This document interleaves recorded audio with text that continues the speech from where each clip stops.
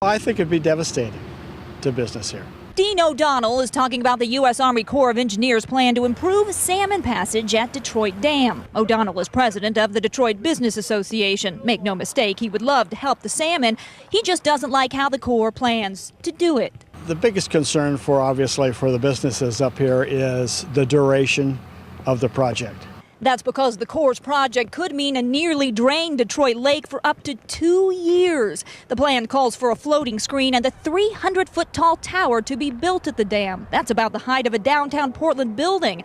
Of course, it would be underwater, which is why the reservoir would need to be drained. But the loss of water would mean the loss of recreation on the lake and lots of business in the town of Detroit.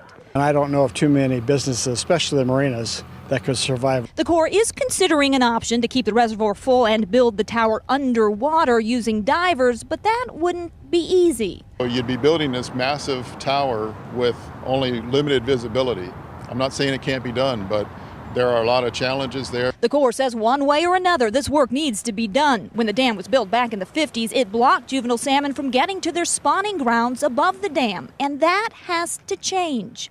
Bottom line is we've got ESA listed fish that aren't able to go up to the habitats that they need to get to thrive. Detroit residents don't disagree. They just hope that change can come with some compromise. There's got to be some give and take. I just don't know where it's going to come from.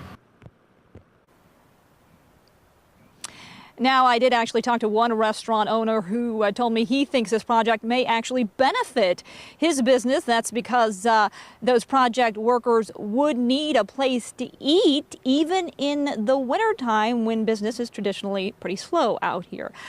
But again, most folks out here are pretty unsure of this plan. Now, the Corps points out this project is still in its early planning stages.